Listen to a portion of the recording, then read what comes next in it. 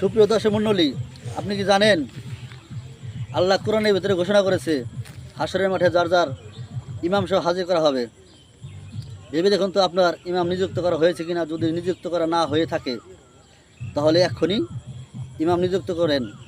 আপনি হয়তো ভাবতে পারেন যে আমার বাড়ির পাশে মসজিদ আছে, সেই মসজিদের ইমামই আমার ইমাম। একবার ভেবে দেখুন, আপনার বাড়ির পাশে মসজিদ তৈরি হয়েছে 20 বছর 30 বছর, কোনো মসজিদ 40 50 60 বছর হয়ে গেছে। এই 60 বছর বয়সের মধ্যে আপনার মসজিদে কতগুলো ইমাম এসেছে এবং চলে গিয়েছে।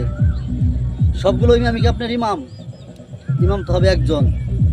আবার হয়তো আপনি ভাবতে পারেন যে আমার দিনের নবী হযরত মুহাম্মদ সাল্লাল্লাহু আলাইহি সাল্লাম তিনি আমার রাসূল। একবার ভেবে দেখুন তার সাথে কি আপনার দেখা হয়েছে?